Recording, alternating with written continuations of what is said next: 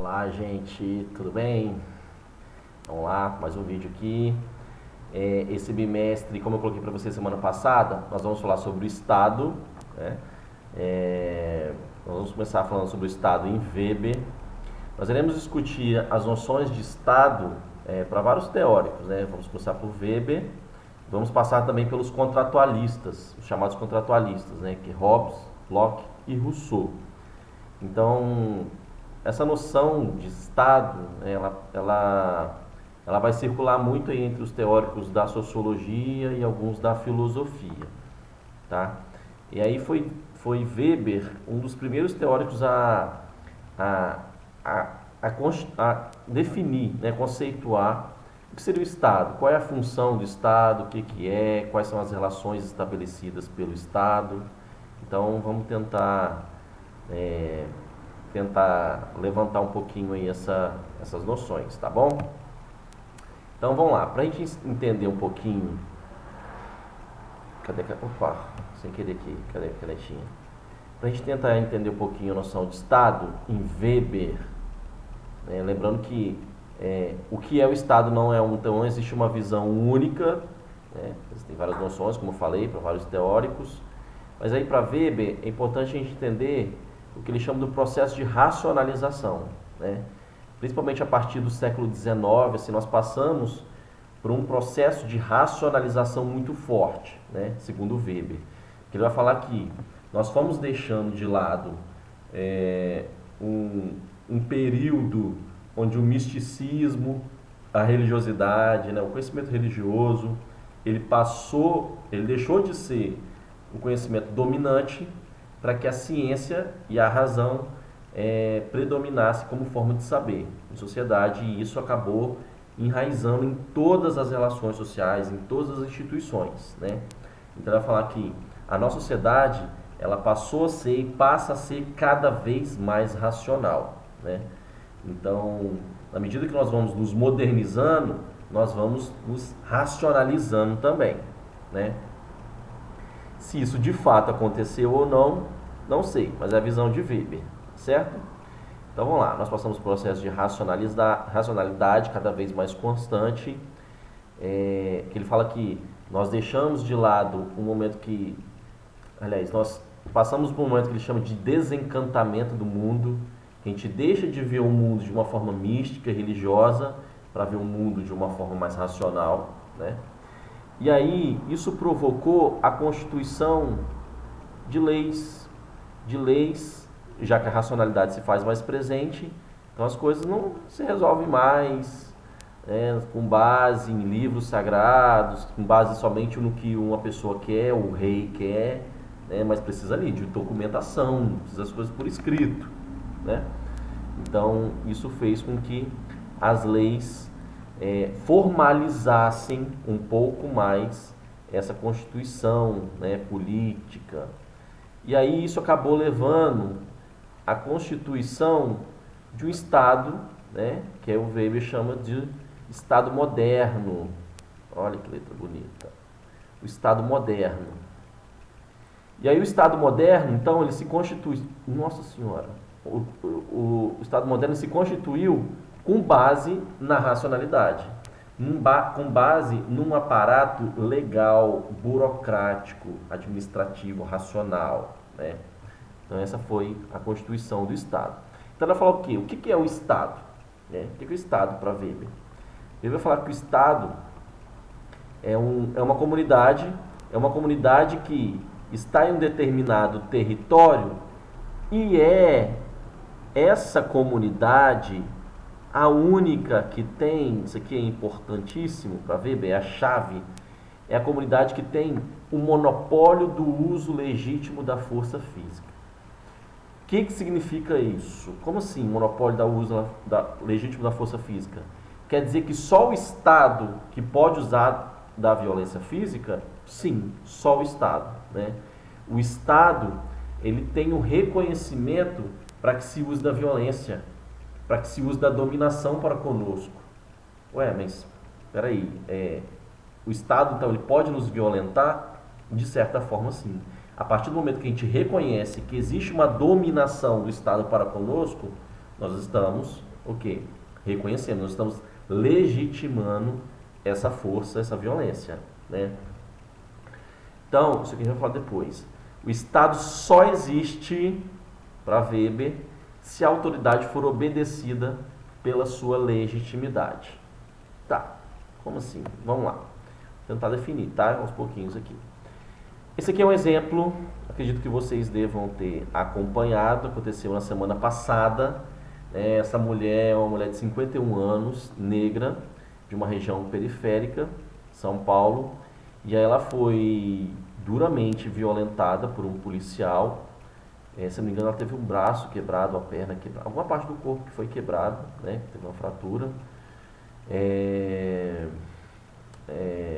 Enfim, isso aqui é uma violência cometida com essa mulher? Sim, obviamente, né? Uma violência aí, a violência policial.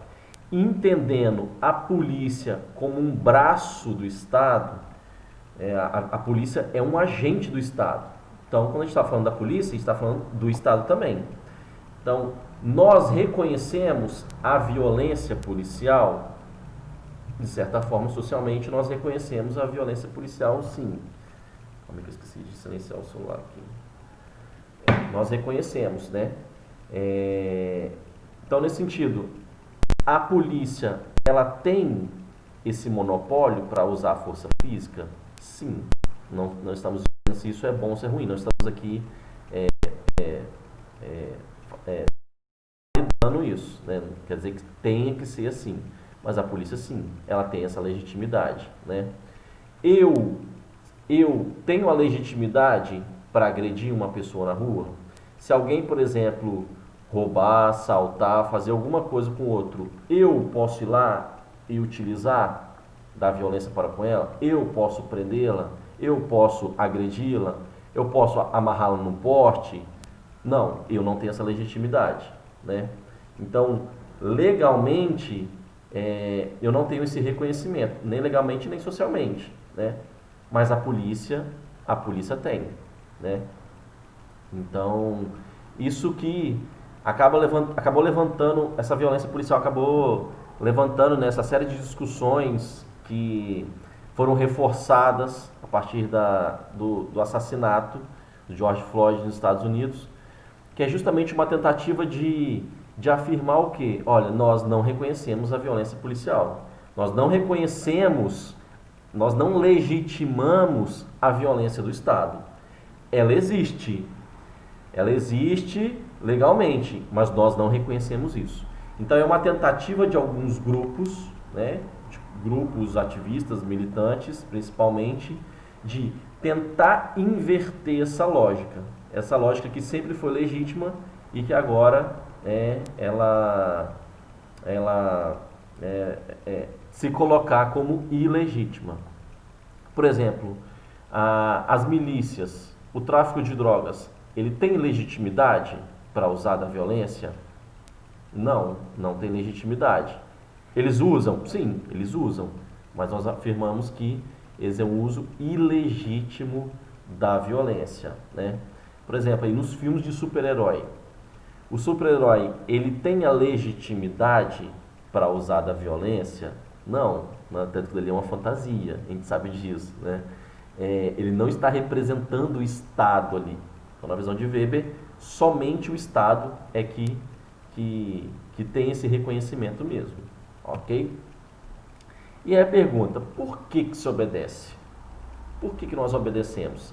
Querendo ou não, nós obedecemos, né?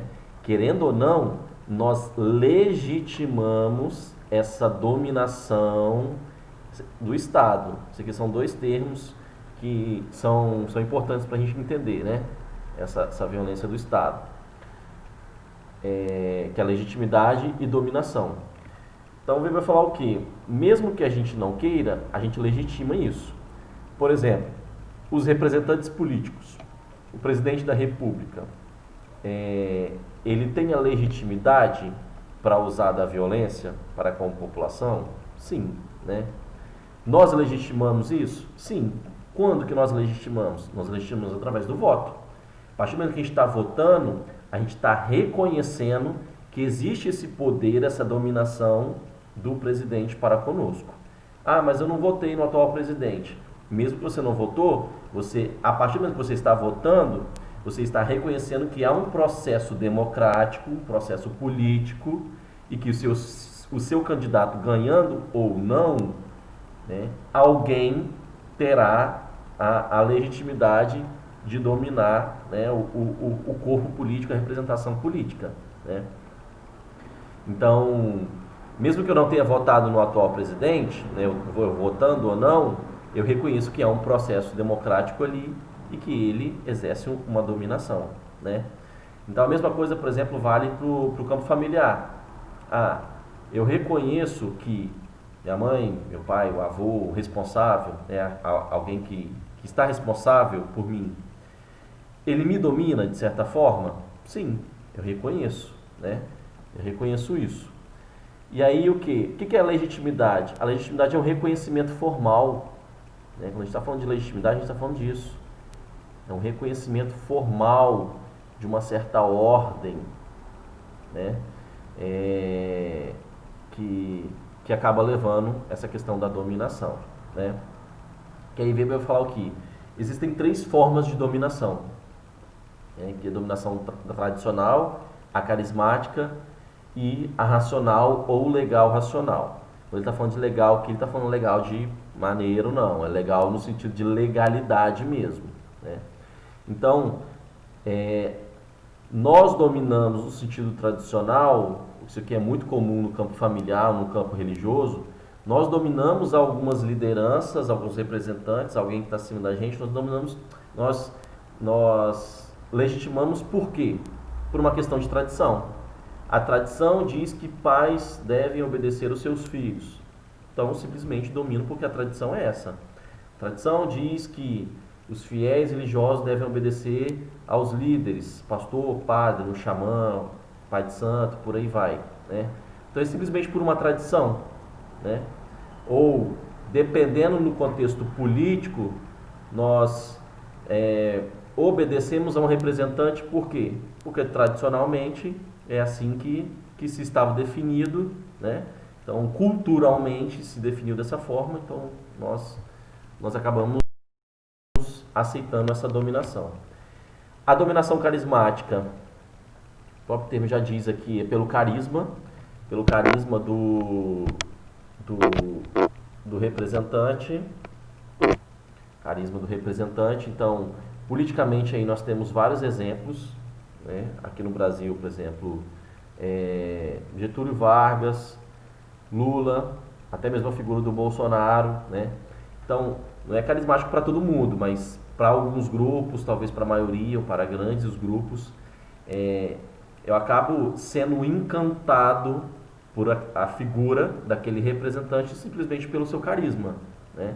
Ou pelos discursos que ele traz, né? Pelas narrativas que ele traz. Então, eu acabo legitimando essa dominação. E essa daqui, que seria, ou pelo menos que deveria ser a mais comum na visão de Weber, que é a dominação racional. Nós obedecemos por quê? Nós obedecemos porque a lei está estabelecendo isso. Né? Nós reconhecemos que o Bolsonaro é nosso presidente. Sim. Nós reconhecemos por quê? Por uma questão que a tradição é essa, porque ele é carismático? Não, acho que ele não é um pouco carismático. Não, nós obedecemos porque legalmente, porque a nossa Constituição, por um viés racional, ela define dessa forma. Né?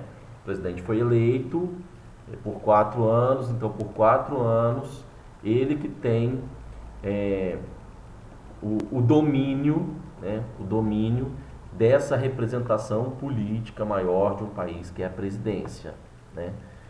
Então, essas são as 3 formas de dominação em Weber. Então, todos nós obedecemos. Todos nós obedecemos a alguém, a algum grupo, a algum representante, por algum motivo. Por que nós obedecemos? Nós obedecemos geralmente por um desses 3, ou talvez por mais de um. Né? Então, desde aí de pequenos grupos, né? Se a gente pensar, por exemplo, na questão aqui, na nossa relação, né? Uma relação de sala de aula. Então, existe uma dominação da figura do professor para com os alunos? Sim, existe uma dominação. Por que que se obedece? Por que que se obedece ao professor? Vou falar de obedecer, não é no sentido de uma passividade, mas querendo ou não, você obedece porque existem regras, ou pode ser pela figura do carisma, pode ser pela tradição, ou simplesmente porque as regras elas definem que sejam assim, que se não obedecer eu vou acabar sofrendo uma série de sanções, né? Posso ser expulso, posso ficar fora do contexto ali do próprio conhecimento, né? Nem da pessoa do professor, mas do conhecimento, enfim, né?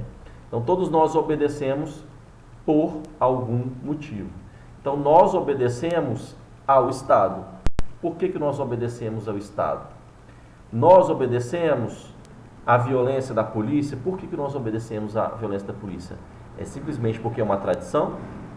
É simplesmente porque isso está na lei? Está na lei, ponto. Né? Então, questionar o porquê desse monopólio, né, da dominação, nos faz pensar também onde nós podemos inverter ou manter essa dominação. Tá certo? Eu acho que eu esqueci de alguma coisa, estou aqui pensando que eu ia falar alguma coisa, mas não lembro, enfim, não vou editar nada do vídeo, se sair de errado aqui vai ficar errado mesmo, tá? Errado que eu falo assim, por exemplo, dessas falhas, né? Até então não tem nada errado, tá tudo certinho. Mas o que estiver faltando depois eu acho que eu tento colocar lá como texto.